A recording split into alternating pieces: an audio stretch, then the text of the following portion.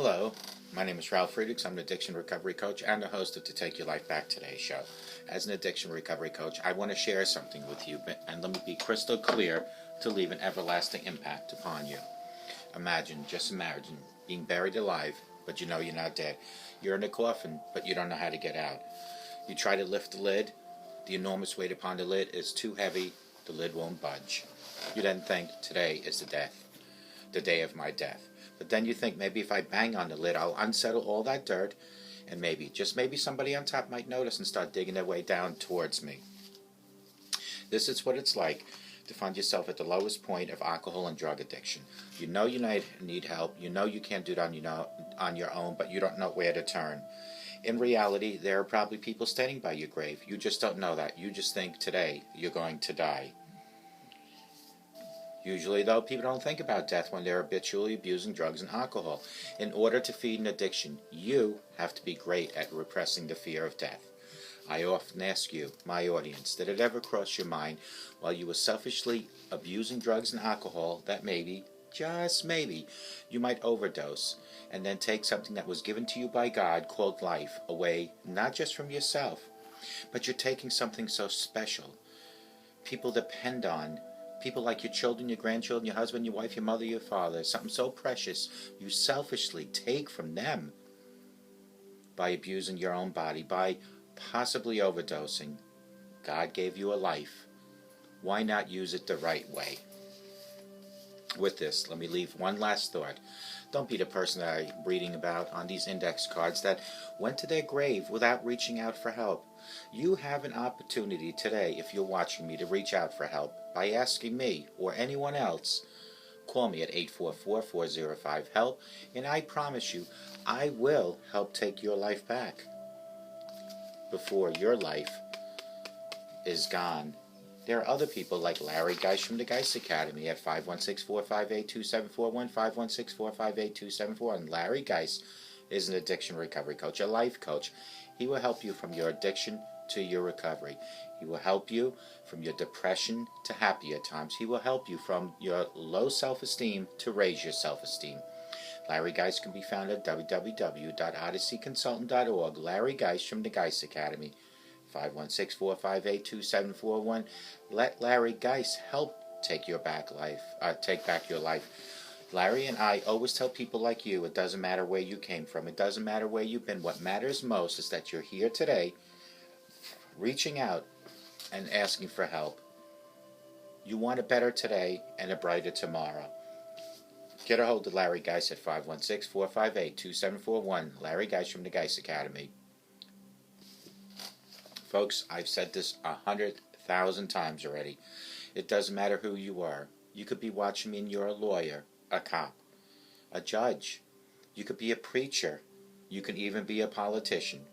Today's topic is 11 drunkest presidents in U.S. history. Long before Americans realized you could put a few ounces of beer in a solo cup, chug those ounces, put the cup on the edge of a table and flip it over, our presidents were getting hammered themselves. Last night I found myself down the internet wormhole of researching the drunkenness of the past presidents. Luckily enough, I found 11 great drunk former American presidents. And whenever I find 11 of something, I go straight to my website. So here are the 11 drunkest American presidents in a chronological order. A ton of credit for the antidotes here goes to a book called The Health of the Presidents, the 41 United States Presidents through 1993 from the Physician's Point of the View by John R. Baumgardner, and that's an Amazon link. And I figured, let me put it on my website. Not only that, but do an episode here on the Take Your Life Back Today show. Number 1 was John Adams. John Adams could really tear it up. When he got into Harvard at the age of 15, he was regularly drinking beer for breakfast. During a trip to Philadelphia in 1977, he wrote this to his wife: "I would give 3 guineas for a barrel of your cider. Not one drop of it to be had here for gold, and wine is not under $68 per gallon. Rum is 40 shillings a gallon. I would give a guinea for a barrel of your beer. A small beer here is wretchedly bad. In short, I am getting nothing that I can drink, and I believe I shall be sick from this cause alone. Ow, if you're like me, yes, you thought that, perhaps, the whole giving a guinea for a barrel of cider was him talking dirty to her. Maybe it was some sort of signal. But I'm thinking, no, John Adams just wanted to get drunk. In addition to his drunkenness, he started smoking at the age of 8 and kept going until he died at the age of 90. His cause of death was old age. Number 2, Martin Van Buren. Martin Van Buren used to drink so much that apparently he developed the Andre the Giant-esque tolerance.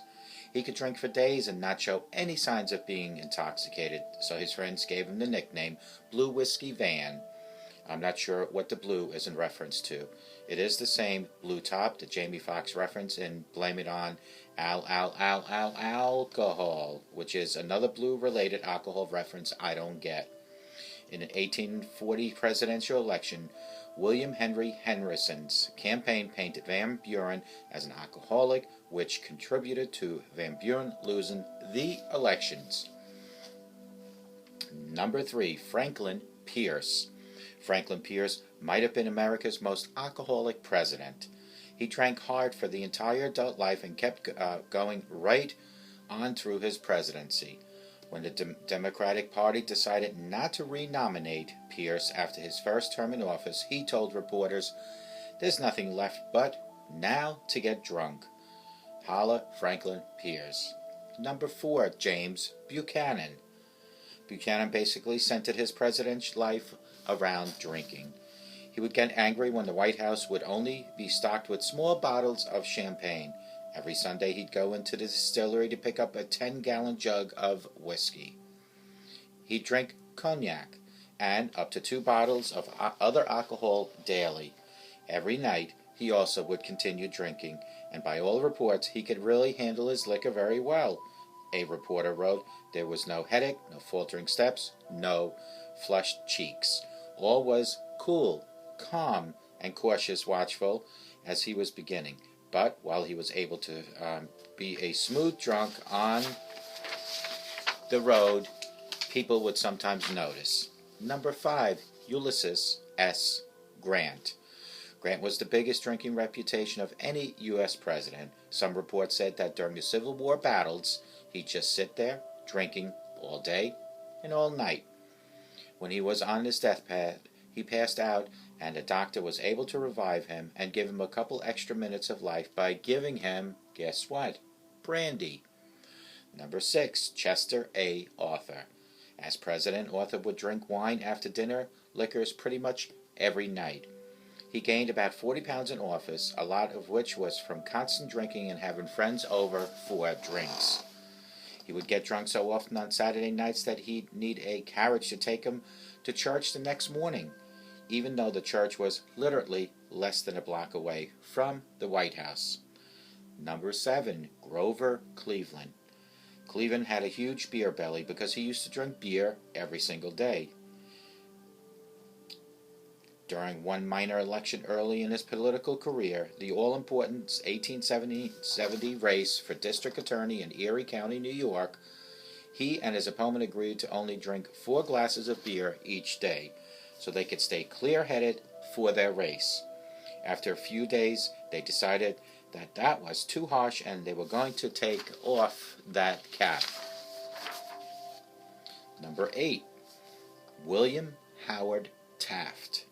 From what I can tell, Taft was like a big fat guy in a group of friends who made things more fun each and every day. He wasn't that huge of a drinker himself, but he definitely the frat guy in the 5XL Hawaiian shirt, making sure all of his buddies were getting drunk also. He was the Bluto of all presidents.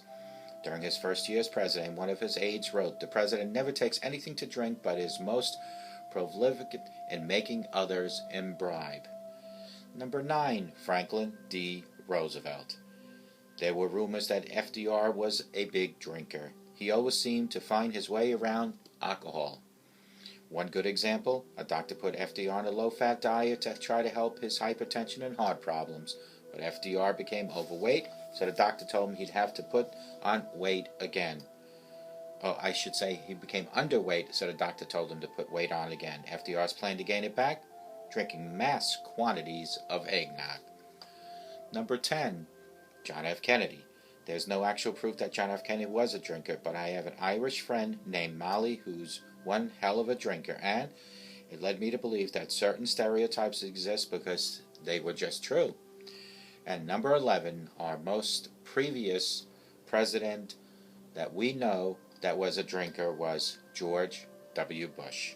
Bush famously arrested for driving under the influence in the middle 70s, and according to the liberal media, he spent his entire time at Yale getting drunk, and much of his adult life as an on and off alcoholic, typically liberal media. He also found God, and that by that point in the 90s, he quit drinking. I should say in the late 90s, early 2000s. These are the 11 drunkest presidents again, and they start from the earliest time to the most latest president, George W. Bush, which was the last one on record to be a drunk president. Number 1 was John Adams. He died of old age. Number 2, Martin Van Buren. Number 3, Franklin Pierce. Number 4, James Buchanan. Number 5, Ulysses S. Grant. Number 6, Chester A. Arthur. Number 7, Grover Cleveland. Number 8, William Howard Taft. Number 9, Franklin D. Roosevelt, otherwise known as FDR. Number 10, John F. Kennedy, otherwise known as JFK. And number 11, George W. Bush. Folks, this proves to you, once and for all, it doesn't matter who you are. Lawyers, judges, doctors, politicians, priests, it doesn't matter. When a disease engulfs you, whether it's alcohol or drug addiction, it sucks you in, and it doesn't matter what your title are, because deep down inside we're all the same. We're human. It doesn't matter what your title is, what your job is, and who you are. But what does matter is that you're not the person that's on these index cards. What does matter is that when you know you have a problem, and it took me a lot of years to realize that, when you know you have a problem, you need to reach out and you need to get the help. For some, help might be places like AA. For others, it might be something totally different. For me, for example, I did try AA, wasn't sufficient. I created my own methods, and that is to live life in recovery, live life in a sober life by educating myself. And how do I educate myself, folks? Is when a couple of years ago I created the Take Your Life Back Today show, and in order to do this show, I start, here it is, 3 in the morning. I'm now videotaping this, but I start early with subjects and with different types of episodes that I come with. I study them, then I videotape them, then I edit them, and this is a continuous thing. This goes from morning until night. If I showed you, I am now, here we are in, what month are we in? We are now in April, and I have these are shows scheduled all the way into September 20th. These are a lot of shows. Now, this is all, if you look, this is all stuff that I had to come up with to study, to bring the messages that I find on the internet, the subject that I find on the internet, whether it being The Fix, Sober Nation, Mayo Clinic, and I bring it into your home, your living room, your kitchen, jails, homeless shelters. This is my recovery. The bottom line is when you find a passion, and that passion becomes your recovery, and you stick with it, and you don't let go of it, and you continuously do it, it becomes second nature. And each and every day, 24 hours at a time, sobriety stays with you. Here, going on 3 years, this is what I've been doing. I am now up to 1,020 episodes. 1,020 episodes. Even if you want to just look at it as each episode being about an hour. But look at it the 3 hours before the episode to get the subject, like I just showed you, the hour to videotape, the 3 to 4 hours to edit and produce it, and then to bring it all over the internet, all the social networks, my websites, YouTube, each and every day. So each episode represents one day. So if you take 1,020 hours and you divide 365 days into that, you're talking about almost 3 years, folks. That's my point. My passion is producing, directing, and hosting Take Your Life Back Today show for you, wherever you might be. I hope to God, wherever you are, you have the best day of your life. But I hope and I pray each and every day that you have the best rest of your life and the most sober rest of your life.